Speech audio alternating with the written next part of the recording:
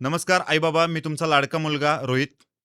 रात्रीचे जवळपास 12 वाजून 39 मिनिटे झालेले आहेत आणि एका अतिशय गंभीर मुद्द्यावरती मला बोलावंसं वाटतं आणि बोलणं खरंच खूप गरजेचं आहे. कारण आपल्या समाजामध्ये रोज अशा गोष्टी घडतायत. मला माझ्या बिझनेस नंबरला आत्ता जवळपास 11 वाजून 44 मिनिटांनी मला एका लातूरवरून ताईंचा फोन आला होता. अ, विषय अतिशय नाजूक आहे.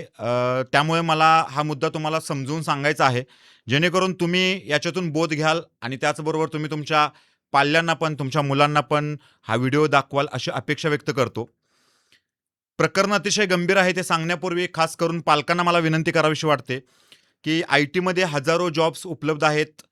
हजारो मुलं-मुली आय-टीमध्ये पाहिजे आहेत. पण कंपन्यांना जे स्किल्स हवे आहेत ते तुमच्या विद्यार्थ्यांकडे नाहीयेत.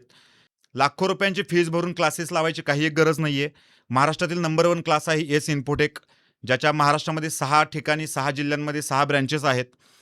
मी डिटेल्स सगळे दिलेले आहेत स्क्रीनवरती. तिथे तुम्ही कॉन्टॅक्ट करा. माझं नाव सांगा. तुम्हाला फीमध्ये सवलत दिली जाईल आणि तुमच्या मुलांना आय-टीमध्ये जाण्यासाठी योग्य ते मार्गदर्शन केलं जाईल. सविस्तर प्रकरण सांगण्या अगोदर मला मुला-मुलींना 2 वाक्य सांगावीशी वाटतात. तुम्ही आयुष्यात कितीही मोठे व्हा, तुम्ही कितीही श्रीमंत व्हा, तुम्ही कितीही पैसा कमवा, तुम्ही तुमची सगळी स्वप्न पूर्ण करा.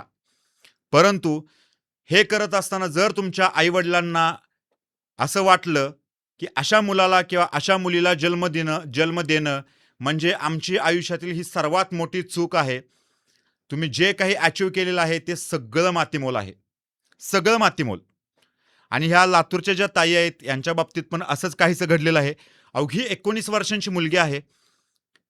एका मुलासोबत पळून गेलेली आहे 4 दिवसांपूर्वी आणि हा जबर धक्का तिच्या वडिलांना इतका जबरदस्त बसलाय हा धक्का, की तिच्या वडिलांना हार्ट अटॅक आलेला आहे आणि आज वडील हॉस्पिटलमध्ये ॲडमिट आहेत. ते मृत्यूशी झुंज देत आहेत.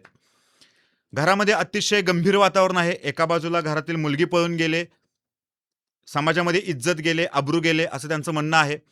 तर दुसऱ्या बाजूला घरातील कर्ता पुरुष अंथरुणावरती खिळून आहे हॉस्पिटलमध्ये. तो जगतोय की मरतोय याची घरातल्यांना चिंता आहे. एका मुलाचं आणि मुलीचं एवढं कर्तृत्व नक्कीच नसावं, की आपल्या कुठल्यातरी कृतीमुळे आपल्या आई-वडिलांना हॉस्पिटलमध्ये मृत्यूशी झुंज द्यावी लागेल.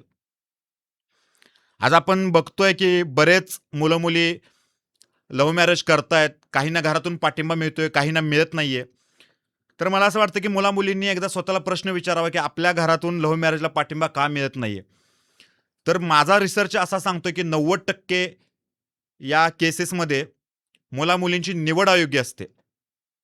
तुम्ही लव्ह मॅरेज करता म्हणून घरातून विरोध करत नाहीयेत. बुरसटलेले विचारांचे, मागासलेले विचारांचे, जुन्या विचारांचे 10% लोकं आहेत, मी नाही म्हणत नाही. त्या पालकांना सुद्धा मी मार्गदर्शन करण्याचा प्रयत्न करतोय. चांगला समजून सांगण्याचा प्रयत्न करतोयच. पण 90% केसमध्ये असं होतंय, की तुमची निवड योग्य नाहीये. म्हणून तुमच्या लग्नाला घरातून विरोध होतोय. आणि तसंच या मुलीच्या बाबतीत पण काहीतरी घडलंय. अवघी 19 वर्षांची मुलगी आहे, शिक्षणामध्ये अतिशय हुशार आहे आणि एका पानटपरीवाला जो स्वतः लगान, मावा, गुटखा, तंबाखू विकतोय, तरुणांना व्यसनं लावतोय, तो स्वतः सुद्धा व्यसन करतोय आणि 28 वर्षांच्या मुलासोबत ही 19 वर्षांची मुलगी पळून गेले. आता मला सांगा, की अशा केसमध्ये घरचे तुमच्या लग्नाला कसे तयार होतील? बरं तो टपरीवाला, तो स्वतःचं घर व्यवस्थित चालवत नसेल, तर या मुलीची जबाबदारी कितपत घेणार आहे? मी अनेक वेळा सांगितले, आज पुन्हा एकदा सांगतो, की जगातील कुठलेही आई-वडील असू देत, त्या आई-वडिलांना फक्त इतकंच वाटतं, की आमच्या मुला-मुलींनी चांगल्या मार्गाने 4 पैसे कमवावे, आम्हाला कुठेही मान खाली घालावी लागू नये, असं कुठलंही कृत्य करू नये. समाजामध्ये आमची मान उंचवावी, असं काहीतरी त्यांनी कर्तृत्व गाजवावं. 4 पैसे कमी मिळवले तर घराची इज्जत, घराचं जे काही रेप्युटेशन आहे, आमचे जे काही संस्कार आहेत, आपली जी काही संस्कृती आहे, या गोष्टी जपाव्या. आता मला सांगा, या केसमध्ये मुलीची निवड योग्य आहे का? मग अशा केसमध्ये घरातील कसे तुमच्या लग्नाला परमिशन देतील? चला आता या संपूर्ण प्रकरणाचा आपण आढावा घेऊया. ताईंच्या म्हणण्यानुसार त्यांची मुलगी प्रेमात पडली वयाच्या 16व्या वर्षी, जे की वय आहे अल्पवयीन. मी अनेक वेळा पालकांना प्रामाणिकपणे सांगण्याचा प्रयत्न केलेला आहे, की 14 ते 19 हा वयोगट असा आहे, की जिथे मुला-मुलींना चांगलं काय, वाईट काय याच्यातील फरक समजत नसतो. तर अशा फेजमध्ये मुलांसोबत, तुमच्या मुलींसोबत मित्र होण्याचा प्रयत्न करा. तिथे तुम्ही पालक म्हणून अधिकार गाजवण्याचा प्रयत्न करू नका. कारण जितके तुम्ही त्यांना डॉमिनेट करायला जाल, अधिकार गाजवायला जाल, तितकं त्यांच्या नजरेमध्ये तुमची व्हॅल्यू डाऊन होऊन जाईल. आणि मग अशा फेजमध्ये बाहेरील कोणीतरी व्यक्ती 2 शब्द गोड बोलली, 2 शब्द चांगलं बोलली, की त्या मुला-मुलींना बाहेरील लोकं जवळचे वाटायला लागतात आणि घरचे लोकं शत्रू वाटायला लागतात. आणि जे काही आपण आता बघतोय, ज्या काही केसेस वगैरे घडतायत, बऱ्यापैकी बघायला गेलं तर सगळे अल्पवयीनच आहे. आता आपल्यावरूनच विचार कर ना, वयाच्या 15-16 वर्ष आपल्याला काय समजत होतं? 16व्या वर्षी प्रेमात पडणं म्हणजे हे प्रेम नाहीये. कारण खरं प्रेम काय असतं ते या वयामध्ये कळतच नाही. ना आपल्याला कळलं, ना या लोकांना या मुला-मुलींना कळणार आहे. हे फक्त आणि फक्त असतं फिजिकल अट्रॅक्शन. कारण त्यांचे आदर्शच असतात टीव्ही सीरियलमध्ये, टीव्ही मालिकांमध्ये, वेब सीरीजमध्ये, मूव्हीजमध्ये दिसणारे हिरो हिरोईन. जिथे की सगळ्या असल्याच गोष्टी दाखवल्या जातात. आम्ही फक्त बोलतो छत्रपती शिवाजी महाराज, डॉक्टर बाबासाहेब आंबेडकर यांना आम्ही आदर्श मानतो. पण त्यांचे विचार आम्ही किती आत्मसात करतो. त्यामुळे अशा केसमध्ये पहिली चूक असते ती म्हणजे पालकांची. जिथे पालक मित्र व्हायला पाहिजे, तिथे पालक मुलांचे शत्रू होतात आपल्या वागण्यामुळे. तर असं अजिबात करू नका. या मुद्द्यावरती मी शेवटी बोलतोच, पण आता प्रकरण संपूर्ण सांगतो काय आहे ते. त्यांचं असं म्हणणं आहे, की ती मुलगी तिला एक छोटासा भाऊ आहे तिच्यापेक्षा. आई-वडील असे 4घे जण राहतात. आणि वयाच्या 16व्या वर्षी मुलगी एका मुलाच्या प्रेमामध्ये पडली. घरातल्यांना याची अजिबात कुणकुण नव्हती. आणि नंतर ती एक दिवस मोबाईलवरती बोलताना आईला सापडली. आता मला सांगा पहिली चुकी त्या आईची काय झाली, की एवढ्या लहान वयामध्ये मुलीला मोबाईल देण्याची गरजच का पडली? पहिली गोष्ट. बरं मोबाईल दिला ती दिला. तिच्यावरती कंट्रोल ठेवणं, तिच्यावरती वॉच ठेवणं, तिला चांगलं सांगणं, चांगलं शिकवणं ही जबाबदारी कुणाची होती? आई-वडिलांची होती की नाही? 100% आई-वडिलांची होती. बरे 16 वय असं आहे, की तिला काय कळतंय चांगलं काय, वाईट काय? शरीरामध्ये चेंजेस होत असतात. अशा ठिकाणी कुणाचा तरी टच, कुणाचा तरी स्पर्श हवा-हवासा वाटतो. आणि आता सगळ्या गोष्टी सोशल झालेल्या आहेत. लोकांसोबत पटकन कनेक्ट होता येतं. त्यामुळे ती कॉलेजलाच गेली पाहिजे किंवा कुठेतरी जाऊन हे केलं पाहिजे असं नाही राहिलं. आता ऑनलाईन ओळखी होतात, त्या ओळखीचं रूपांतर प्रेमामध्ये होतं. मुळात या एजमध्ये जर तुमची मुलं-मुली असतील ना, तर त्यांना प्रेम म्हणजे काय हे समजून सांगा. ही तिसरी पालकांची जबाबदारी. मग पुढे ती प्रेमामध्ये पडली, आईला बोलताना सापडली, आईने वडिलांना सांगितलं, तिला मारहाण केली. इथे सगळ्यात म्हणजे चौथी आणि महत्त्वाची चूक झाली. तुम्ही तिला मारहाण करण्यापेक्षा, मारून सांगण्यापेक्षा, तिला जर जवळ घेऊन प्रेमाने जर समजून सांगितलं असतं, तर कदाचित तुमच्या मुलगीमध्ये सकारात्मक बदल दिसला असता. तिला हे सांगायला तुम्ही पाहिजे होतं, की "बाळा आत्ता तुझं शिक्षण घेण्याचं वय आहे, ते शिक्षण पहिला पूर्ण कर. त्या वयामध्ये त्या सगळ्या गोष्टी करायच्या असतात. फक्त स्वतःच्या पायावरती तू उभी राहा. ज्या दिवशी तू तुझं कर्तृत्व सिद्ध करशील, स्वतःच्या पायावरती उभी राहशील, तेव्हा तुला आम्ही विचारणार पण नाही ह्या गोष्टींसाठी.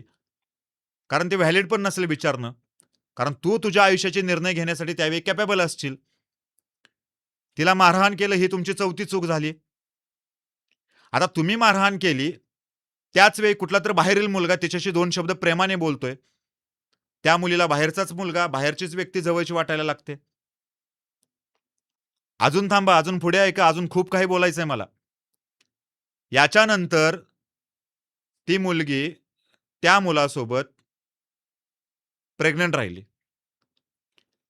आता ही चूक अशी आहे, की या चुकीला कधीही कुठलाही बाप, कुठलीही आई माफ करू शकत नाहीत. पण आता ही चूक घडली आणि ह्या चुकीला कुठेतरी कारणीभूत सुद्धा पालक आहेत, जसं की मी मगापासून तुम्हाला सांगतोय.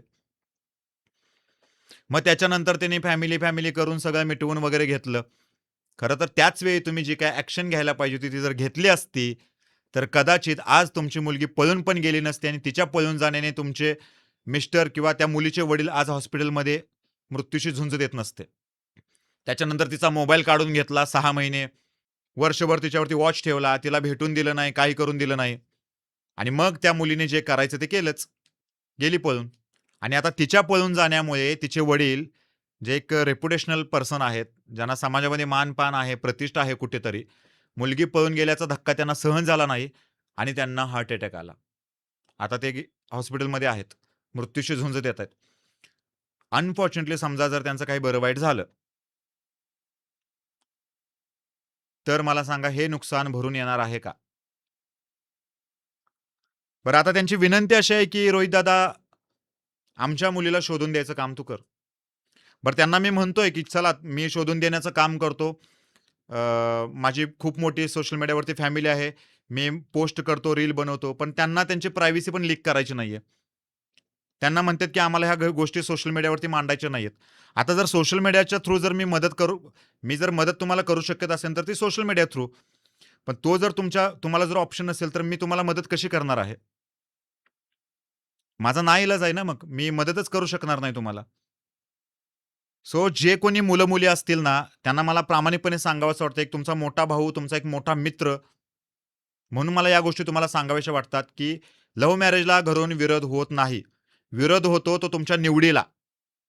तर ती निवड सुधारण्याचा प्रयत्न करा. मी नेहमी सांगत असतो, की आपली निवड अशी असावी, की आपल्या आई-वडिलांना सुद्धा हेवा वाटला पाहिजे. आणि आई-वडील सुद्धा तुमच्यासोबत जर मैत्रीचं नातं असेल, तर म्हणली पाहिजेत, "वाह! काय माझ्या मुलाने मुलगी पटवली. काय माझ्या मुलीने मुलगा पटवलाय." पण नाही ना. तुम्हाला कुठलेतरी छपरी पोरं, कामधंदा न करणारे, आई-वडिलांच्या जीवावरती जगणारे, टपोऱ्या करणारे, मारामाऱ्या करणारे, गुन्हे करणारे, अशीच मुलं जर तुम्हाला आवडत असतील, तर आणि आणि तुम्ही अशा अपेक्षा ठेवत असाल, की आई-वडिलांनी आम्हाला आमचं संमतीने गोड बोलून, चांगलं हॅपी-हॅपी राहून आमचं लग्न लावून द्यावं, तर ह्या गोष्टी कदापि आई-वडिलांना पण रुचणार नाहीत, मला पण रुचणार नाहीत ना सोसायटीला रुचणार आहेत. सो मुला-मुलींनी पण प्रेम करायला काय हरकत नाही, पण प्रेम करण्याचं एक वय असतं. जेव्हा तुम्ही स्वतःच्या पायावर शिक्षण घ्या चांगलं, स्वतःच्या पायावरती उभं राहावा, 4 पैसे चांगल्या मार्गाने कमवा, इंडिपेंडंट व्हा आणि त्याच्यानंतर तुमचं आयुष्य पूर्ण तुम्ही तुमच्या आयुष्याचे निर्णय घ्यायला समर्थ आहात. त्यावेळी करा ना ह्या सगळ्या गोष्टी. आणि परत एकदा सांगतो, माझ्याकडे आजपर्यंत अशी कधीच एखादी केस आली नाही, की एखाद्या मुलगीने आय-पी-एसला पटवलंय, एखाद्या आय-ए-एसला पटवलंय, एखाद्या नावाजलेल्या एखाद्या व्यक्तीला पटवलंय. नाही. मुलींची चॉईस अशी, मुलांची तर काही बोलूच नका. त्यामुळे या व्हिडिओच्या माध्यमातून मला पालकांना पण एक गोष्ट आवर्जून सांगावीशी वाटते. मुलांचं एक ठराविक वय असतं, ज्या वयामध्ये शरीरामध्ये चेंजेस होत असतात. मुलांना चांगलं काय, वाईट काय समजत नसतं. अशा वयामध्ये मुलांसोबत मित्र होण्याचा प्रयत्न करा. मित्र जर तुम्ही झालात, तर ते सुद्धा प्रामाणिकपणे त्यांच्या आयुष्यामध्ये जे काही घडणाऱ्या गोष्टी आहेत, त्या तुम्हाला सांगण्याचा प्रयत्न करतील. जेणेकरून पुढे होणाऱ्या बऱ्याच घटना आपल्याला टाळता येतील. आणि मुला-मुलींना पण एक मेसेज देतो. मुला-मुलींनी पण मी पुन्हा एकदा तीच लाईन रिपीट करतो, की आपली निवड अशी असावी, की आपल्या फॅमिलीला सुद्धा त्याच्यावरती गर्व वाटावा. आणि बघू मग लव्ह मॅरेजला कसे घरातून तुमच्या विरोध करतात. आणि जर तुमची निवड पण चांगली आहे, कर्तृत्वान व्यक्तीच्या तुम्ही प्रेमात पडला आहात आणि तरी घरून तुमचे विरोध करत असतील, तर तुमचा दादा आहेच की मग घरच्यांना समजून सांगायला. मी तुमच्या घरच्यांना समजून सांगेन. तुर्तास इथेच थांबतो आणि उद्या पुन्हा एकदा नवीन टॉपिकवरती बोलतो. असे भरपूर मला मेल्स वगैरे आलेले आहेत, मेसेज वगैरे आलेले आहेत. मला थोडासा वेळ कमी मिळतो, त्याच्यामुळे मी व्हिडिओ 4-5 दिवसातून एकदा अपलोड करत असतो. पण आता इथून पुढे मी रोज तुमच्यासोबत बोलतो. रोज YouTubeला व्हिडिओ अपलोड करतो. थँक